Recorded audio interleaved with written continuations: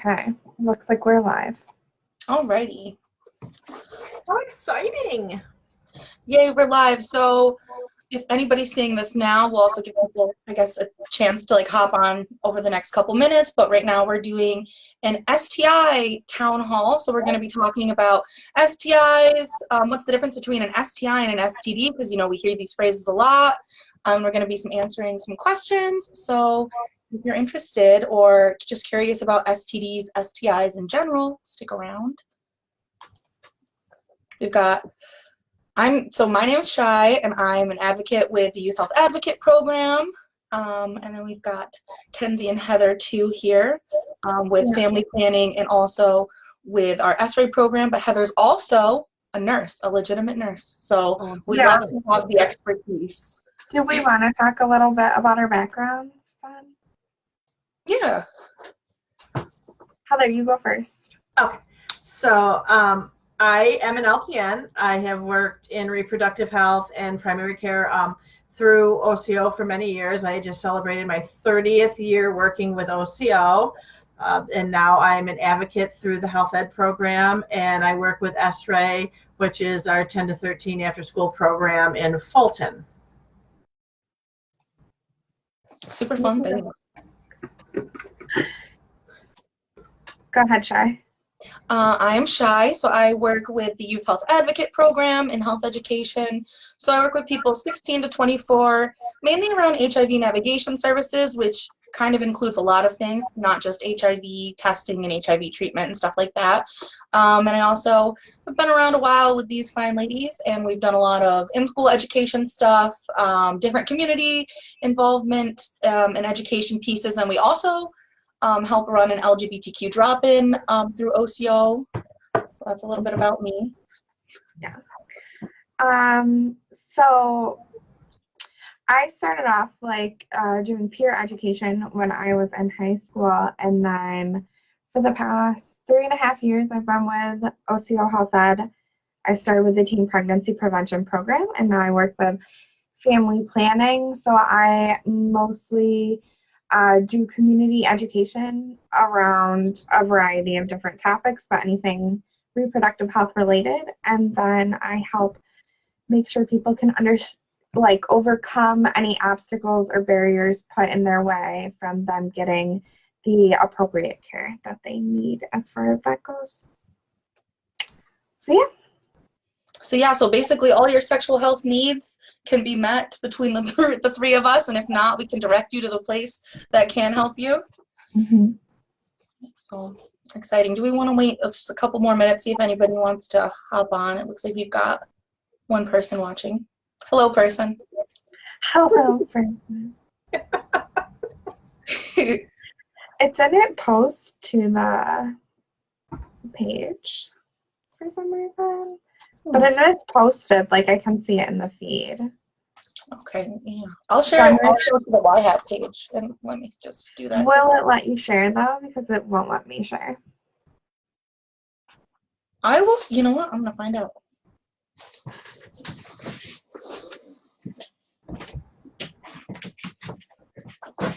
Okay. Oh. I'm back, and I'm better visible. Okay. So I know that we have a couple questions that I know we got in on our Instagram and stuff that we can answer, but let's see if we can get this shared so that more people can get this awesome information. I can share it. You can? Oh, I'll have to go to your page and share it. I don't know why it won't let me do it, if it's because I'm the one that's streaming it or what. That might be. Well, you think they'd let you, though. All right. Okay. I'll put it on the drop-in page, too. Did you already share it to Health Ed? Oh, I'm doing that one now. Okay, it's on Health Ed. And now the drop-in page. Cool. Okay. And also for anyone that's watching right now, we do have some questions we're going to answer, but if you have any questions yourself, you can ask us in the chat. We will be able to see, I'll be able to see any that come up, or if you want to message us individually on our health ed page, wherever, we will get those questions. So feel free to ask away. Yes. And if you, like she said, if you want to DM those questions to us, because, you know, sometimes asking questions about just sex in general can feel a little like awkward. So, but trust and be assured that we have been asked and probably heard everything under the sun. So if you do have any questions, don't be afraid to ask. Yeah. Oh, so did we want to start off before we get into questions? Did you want to talk a little bit about the difference between STI and STD? Yeah, and if anybody has anything that they want to add into, like, feel free to throw it in the comments, or obviously you guys just speak out loud. But so the thing that kind of really got us thinking about this kind of discussion was we were talking about, you know, how it's been called STD Awareness Month or Week for, you know, for a long time, and it's still, I think the CDC has it in as STD Awareness Week. Yeah. But we kind of made this move as like a field and just like socially to say STI instead, because disease kind of implies a little bit of a negative stigma around maybe not being able to cure some of these things, and some of these, you know, things that we talk about like gonorrhea, chlamydia are more like infections really because they're treated by antibiotics. So just kind of like the difference between, you know, calling something an STD or an STI, they really are kind of interchangeable, but at the same time, they do have different meanings. So like we were talking about kind of like when we look at like herpes, HPV, and HIV, these are, you know, these are diseases that are not necessary. There's no like cure for them for some of them. We know that hepatitis is moving some moves. Yeah. But so it would make sense to call that like an STD because it is a sexually transmitted disease. Right. But in the same way, it's like if we call gonorrhea and chlamydia an STD, like, you know, is that, you know, that's where it's kind of more of an infection. So it's like a little more encompassing. Yes. Yeah. And like just the stigma, I guess, too, around STDs and stuff. It just seems, I don't know, I feel like it's like a heavy term almost when we talk about STDs, because it's like, you know, STDs, oh my God, but right. STIs, it feels a little bit softer because it's also recognizing that like part of sexual health is potentially getting STDs. We know that like many people in their lifetime will get an STD. If you're sexually active by the time that you graduate high school, 1 in 4 people will get an STD or STI rather.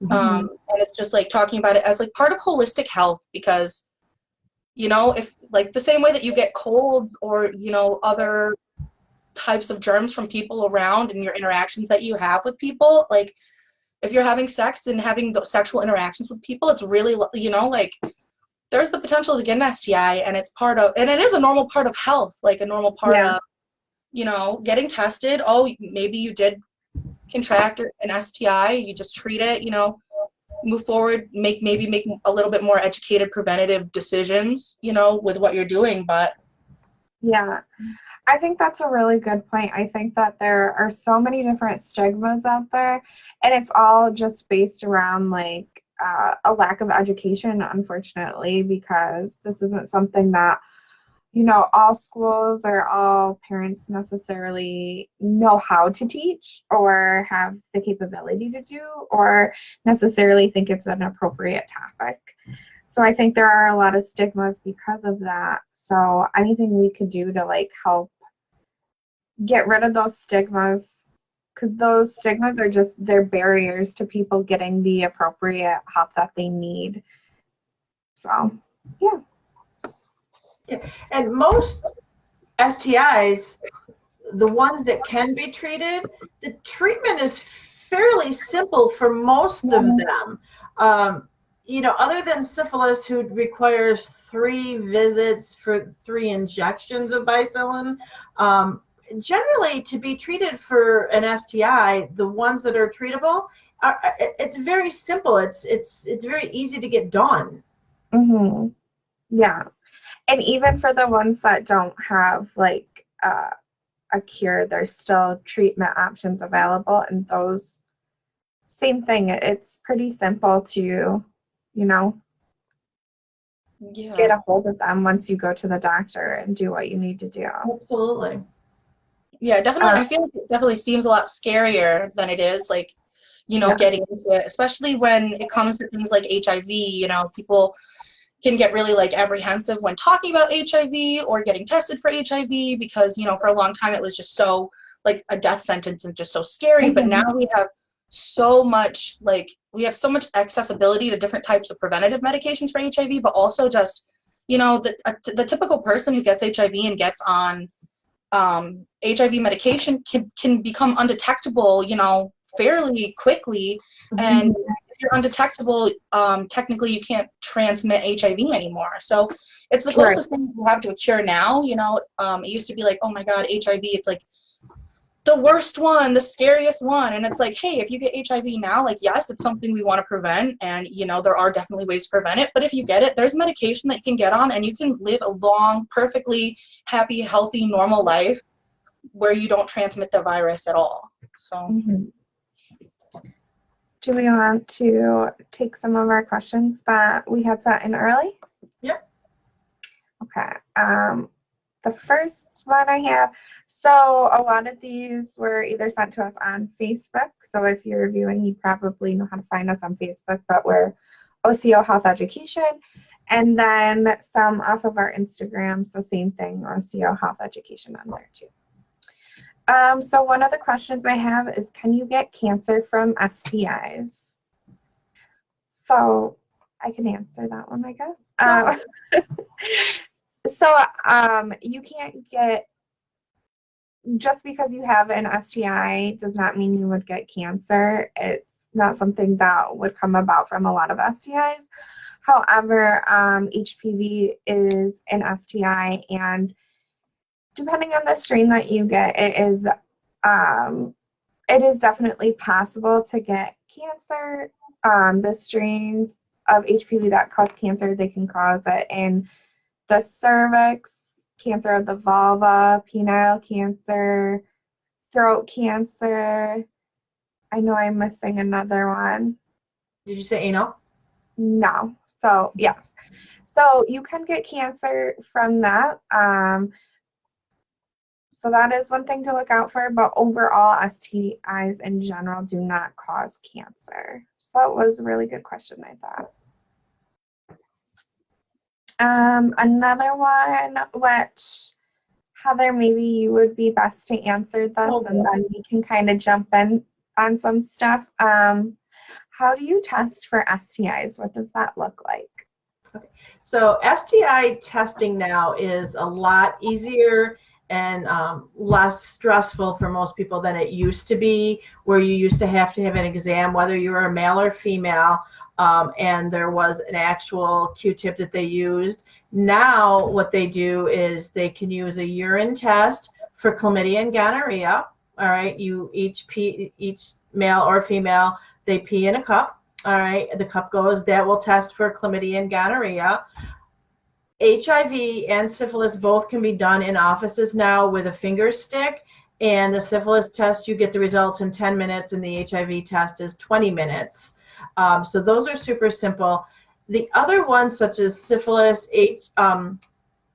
herpes, they need to be done in a lab with blood tests done. And if the HIV quick test were to come back positive or have an issue with the reactivity of it, that one they would also do through a blood test through the lab. Mm-hmm. Now, HPV testing, you have to have an actual physical exam done in the areas that you are sexually active on. Now, that also means that they will do swabs of throats and anuses and vaginal swabs and cervical swabs. That's the only way to test for HPV, is to actually have a swab done. Yeah. I think a few things that are like big common misconceptions that kind of like put people off from testing are, I think a lot of people, when I do my community education and stuff, a lot of people are still under the assumption that they go in with the swab and it's this painful, awful thing, when really it's so much more simpler than that now. And like, I mean, we pee throughout the day. You're Yeah, just providing a urine sample. It's really like, it's not as painful as everyone thinks that it is. And even like the finger pricks, like it's a simple little prick and a collection of blood. The one thing is that if anybody's thinking about going in to do STI testing, which would entail peeing in a cup, the one thing is that you might not know, or they might not tell you ahead of time, is you should not urinate for at least an hour to two before you go in, because you want to have the urine have enough bacteria that would actually be able to show up in a test. So that's for males or females, that they don't urinate right before they come in. Mm-hmm. that makes sense. I think another thing that I also hear a lot is that a lot of people maybe provide the urine sample and then they think that's it, they got tested for STIs. They don't realize that that's only testing for gonorrhea and chlamydia. Yes. But you can ask, you can talk to your doctor, like, okay, well, if I'm doing this test, what exactly is it I'm being tested for? What other options do I have? I don't think everyone realizes that, going and saying you want STD testing it's not necessarily all encompassing of all of the STIs. So. Correct. Yeah, especially when like we had that, like in the last few years, we had like a really like a spike in syphilis transmission and like positive syphilis cases. And it's like, if that's, if that's not one of the STDs that's like a P test, it's like that's easily overlooked. So it would make sense that it could, kind of get a little wild. Yeah. Okay, our next question that we got was, what happens when you test positive? So Heather, from a nurse's standpoint, what typically happens? So the very first thing that's going to happen is that we're going to get a call from the lab letting us know that test was positive. The very second thing is we're going to get a call from the health department saying we've gotten these results, because chlamydia, gonorrhea, HIV, syphilis are all reportable communicable diseases to the health department. So the lab has to do that. So then what happens is depending on what it is exactly that you have tested positive for, most of the things can be administered outside of the office. So if you test positive for chlamydia or gonorrhea, you will get a phone call from the office of wherever you've been tested, and we will let you know what you've been tested for, and we will treat you by calling in the prescription for the antibiotic, unless it is gonorrhea, where then you have to physically come in, because that is an actual injection of an antibiotic that you have to have. Syphilis also is an antibiotic that we have to administer through injection. So that is how we would notify you. You would get a call from us. The other thing is that if we are not able to get a hold of somebody who tests positive for certain STDs, STIs, the health department will get involved, and they will actively search for that person to be able to help track them down, to get them treated, and hopefully be able to help them work through contacting previous partners and such, so that other people can be aware of the fact that they need to get tested. I think, what did I want to say about that?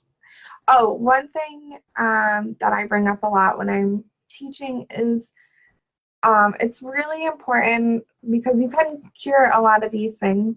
It's really important, though, when your provider, whoever's overseeing you, they give you the medication, it's really important that you take that medication all the way through. If you are somebody that is showing symptoms, and your symptoms appear to go away before you finish your medication, that doesn't necessarily mean that you're through with the infection. So make sure you finish out that medication, that your partner has also been tested, see if they have it as well. Your partner or partners, if you are having sex with multiple people, you want to make sure everyone is getting tested and treated, and that you go back to make sure that you no longer have the infection before you start having sex again.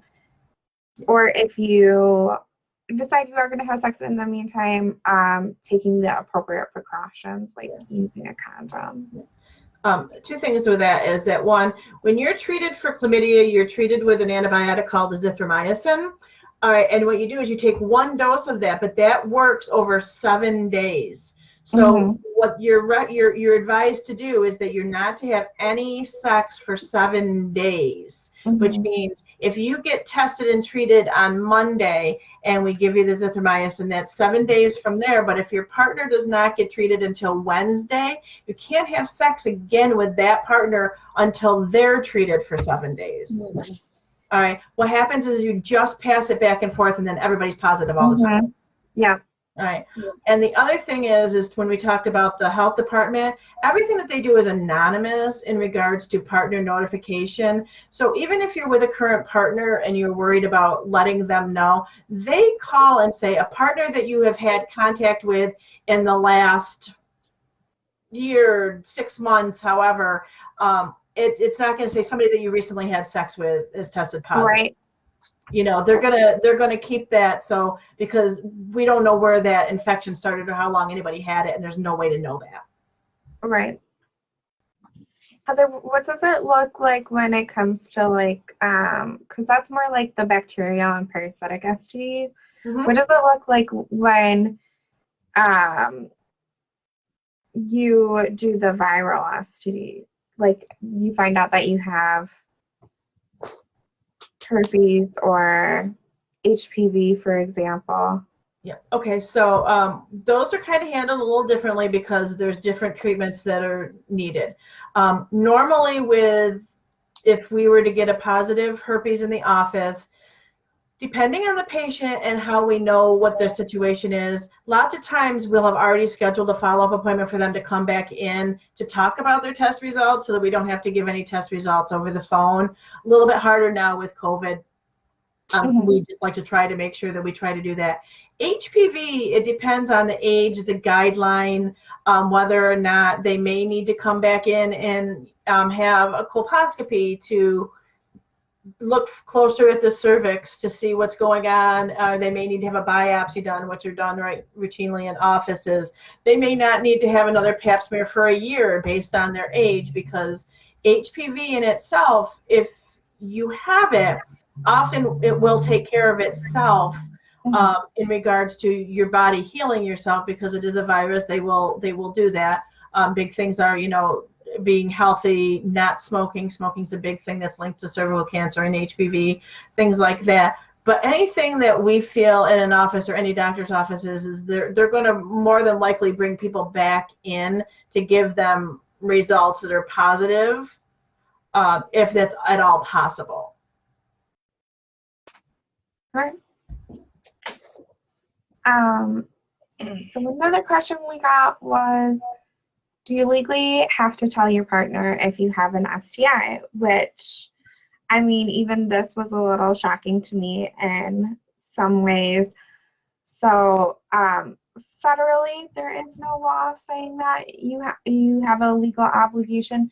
However, a lot of states do have laws, including New York State, but it gets tricky. So it is like a civil or a criminal law about it. If you were to knowingly or recklessly transmit an STI to somebody, so there could be a civil lawsuit if someone contracted the disease. It is considered part of informed consent, because the idea is that in order to have consent to have sex from somebody, they know, what you are doing. They know like all the different aspects before they're able to negotiate a yes or no. And by leaving that information out when you are aware that you have an STI, it can't be informed because they don't know everything about it. So someone would maybe it doesn't mean that they would necessarily say no, but maybe someone is saying yes to having sex without a condom, whereas if they did know that you had an STI, they might say, okay, but let's use a condom, or let's use PrEP, which is something that prevents the transmission of HIV. So they'd have to prove a few things in court. So I will say a lot of times when people do like try to go through court for this, it's not actually something they can prove, because they have to be able to prove that they would have responded differently to having sex with this person.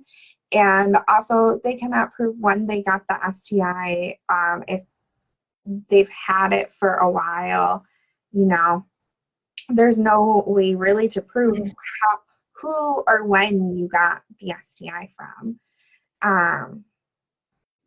But you can sue someone for negligence or personal injury and seek monetary damages for your therapy, your medical treatment, etc. But typically it costs a lot more money than what it is worth.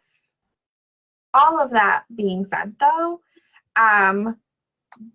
there are so many options of things you can do if a partner disclosed that they had an STI that would still allow you to have safe sex, and it would greatly decrease your risk of transmission. So it is far better to just have that conversation. It may seem really hard conversation to have, but it's worth it in the long run to have that conversation and then make the decision together how you're going to proceed forward. I think just, yeah, it's more of like, I think ethically it's safer to tell somebody that because of the whole informed consent. Did anyone else want to add anything to that? Or Just that, like when you were talking about how it's hard to like pinpoint necessarily when you would get an STD, that's another reason why, you know, just getting tested regularly could be a really big benefit, is because, you know, if you, let's say, you know, you did get in a situation where you were going to court for something like this, and you have, you know, hey, I got tested this time, I didn't have these things during this, you know, if you needed to, but also it's just good practice to just get tested so that you know. yeah. And then you can know if, you know, talk to your partner about those things. The stigma around it, I feel like, is really heavy, but I think it's important to remember, like, you know, like, let's say if this is just like a sexual partner, you know, and they make the choice that they don't want to have sex after like you disclose this information. I mean, that you know, that could feel pretty crappy, but you know, there's other sexual partners that you can have. Also, you know, if somebody is interested in just having like a sexual relationship, maybe just talking about the safer ways to do this, they'll still be interested in having that sexual relationship. And then let's say it's a sexual and romantic relationship, you know, those are things that you're going to want to just talk about anyway, because, you know, long term, if that's a partner that you're interested in, you know, really getting to know and spending a lot of time with, you know, talking about your health and stuff and just being open, it makes sense. And it's part of like reducing that stigma, you know, like there's tons of people with STDs currently, with HIV, with HPV, with herpes, and they're all people that are worthy of love. They're attractive people. They're, you know, and that's just something to, you know, I guess always think about, you know, what if you know, something happened and you contracted an STD, does that take away your sexuality? Does that make you a non-sexual person? Right, No, you know? Just being educated and, you know, taking precautions where needed, but you can still have a jolly good time with somebody. This is true, yes. Jolly good time. I love that. Okay, and then the last question that we were sent is, how do you disclose that you have an STI to a partner? So, I mean, I think that it really depends on the situation. It's too hard to give like such a to the point response about that. I think a few important tips I can say are to do it in like a neutral place, not a place where you feel like your safety or their safety is going to be questioned at all. I also think it's really important to not wait until you're in the moment to have sex to bring that up. You gotta have that conversation beforehand, even though it's hard. What are some other tips I can think of? There's like a bunch of little. Yeah, but I feel like, especially because it can be very dependent on, situation to situation. But things like, so like when we talk about like HIV, because that's our specialty in YHAP, so it's something that I know a little bit more about, like talking about. But just, if you're already on medication and potentially already undetectable, that's still a really great conversation to have because it's just important that informed consent, people knowing whatever, but you can also just be like, hey, like, just so you know, like, and you could make it as big or as little as you want to, it's your story to share, especially when it comes to things like living with HIV. These are long-term things that, can affect your life in emotional ways. But just like talking to your partner about like, hey, like, you don't have to tell them how you contracted it. You don't have to answer questions that you don't want to, but you could just be like, hey, just so you know, like, I am HIV positive, but I'm on medications that make me undetectable and I can't transmit this virus. And they might be a little skeptical. A lot of people don't understand or know about U equals U. So, and then, they might get a little apprehensive or something, but you can always just be like, hey, we can connect with other people that can talk to you about this. Like, we're a great resource, if you have a partner who, you want to talk to about being HIV positive or having any STD, but you're like unsure about all the things, or you want them to have a place where they can just ask questions freely, but you don't necessarily have all that, information. You can definitely connect with us, and we can be there, do a little one-on-one sessions and like answer any questions that you have, give you any information. Yeah, I think that's a great point, is offering resources, because a lot of people, again, the education just isn't always out there, and a lot of people don't necessarily know. So when you tell them that stuff, they might freak out a little bit, or just because of like uncertainty, they don't know what that means for them. So help educate them or point them in the direction of a resource is a good tip. Their healthcare provider too will also offer to help talk to partners, or say, bring your partner in and I can help get tested. We can do this together. And if someone with HIV, especially if they test positive, they get automatically sent to infectious disease out at upstate, and they have a billion resources to be able to help people. That's what they do all day long, is just that. And they're good at it. When it comes to like partners that, let's say you need to tell a partner that you don't really see, or that you aren't like actively seeing, that they might have been exposed, or you might have exposed them to something, that can be kind of an awkward situation. I would say if that's something that you truly don't feel comfortable doing, really rely on that partner notification. Make sure that you tell the Department of Health, like, this is the person, this is when I had sex with them, this is their contact information, so that they can make that call. Because if it's like a one-night stand of a friend's friend, maybe that's an awkward reach out, and you're just not sure because of timeline. Just make sure that you share that information with somebody that can make sure that they give them that notification. Yeah. And I don't see any additional questions coming in. Is there anything that anyone wants to throw out there that they really think is important for everyone to know that we haven't covered? STDs. You can get STDs in oral sex.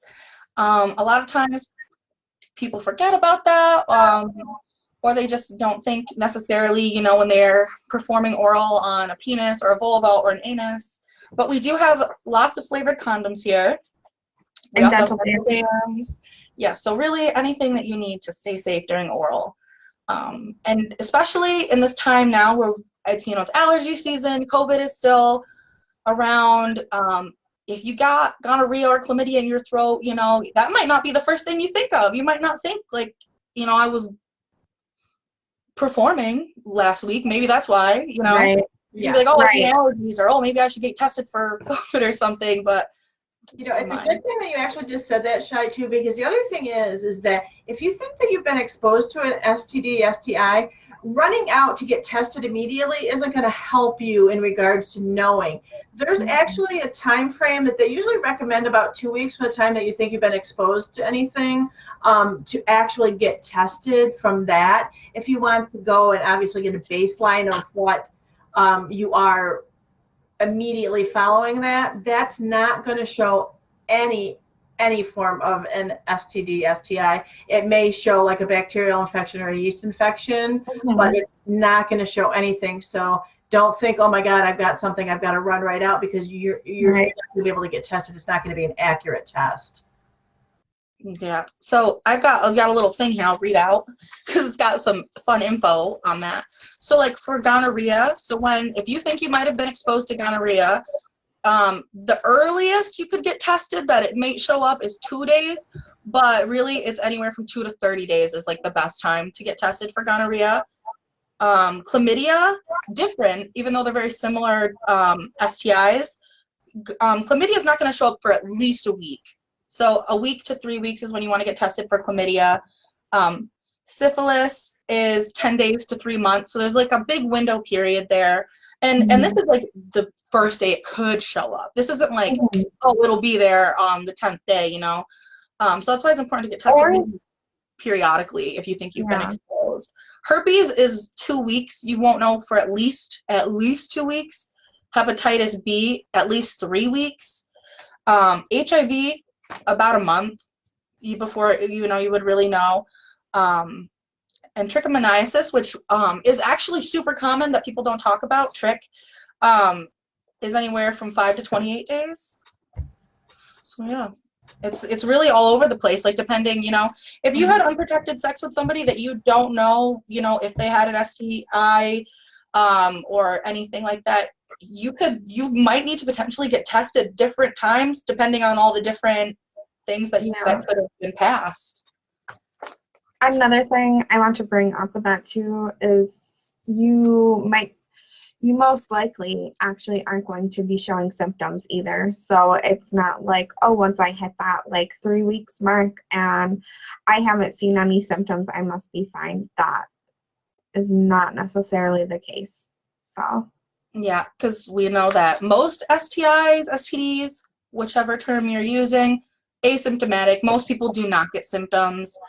Or if they do, it might be like, I know that something really common that people will experience is blood or like bleeding a little bit during intercourse. And that's something that can happen for so many little like different reasons. Right. There are a ton of reasons. And you might be like, oh, a tiny bit of blood, that's nothing. I have no symptoms.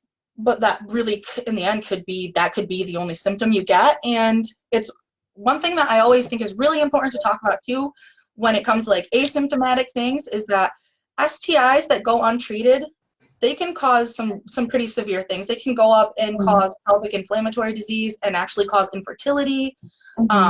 So it's more than just like, oh no, I had gonorrhea for 3 years and I didn't know. It's like, well, you potentially might not be able to, bear children now if that's something that you wanted. Not everybody wants to. But it can also just cause like scar tissue to build up and just other things that create complications in your reproductive system and just your body in general. Yeah.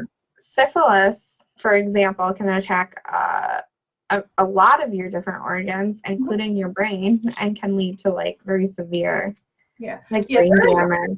With syphilis where if you've waited to get it treated, it's not going to be able to be treated. Right. Yeah. Yeah. And then hepatitis, of course, which would affect your liver. So. Yes, and then there's HIV too, where it's like if that goes untreated, that's actually very scary times. Which they all are. Like, untreated anything though is scary. You know what I mean? Like, so because I'm not trying to scare anybody, but it's just like important to get tested. The same way if like you get a cavity and you don't get that thing filled, it's gonna cause more things to go on. Yeah, it would be so simple to do just get the cavity done rather than like having to get like, I don't know what's the alternative. Yeah. No, none of that. Yeah. So it's important to, get tested to stay, up to date on that. Anything else we wanted to talk about, or still no questions other than the ones that we answered? I just want to say that it is obviously STI Awareness Month, or STD Awareness Month.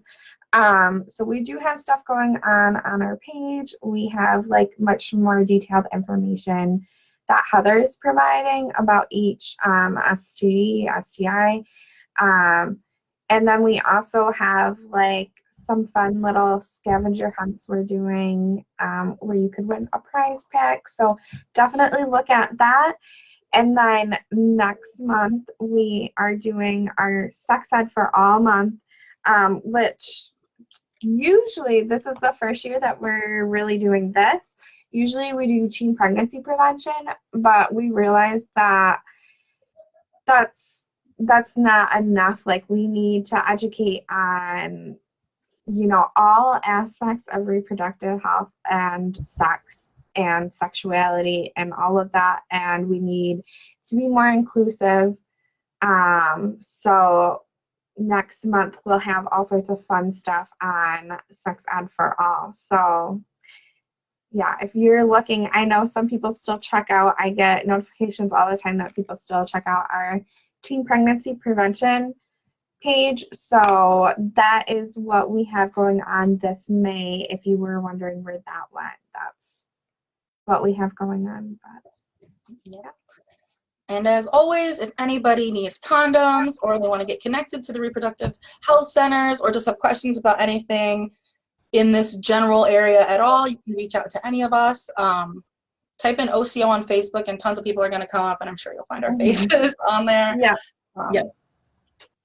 And we have some STI Awareness Week condom packs right now that have like tons of like fun info, like little printouts of some of the things that we talked about today, and just reminders on how to stay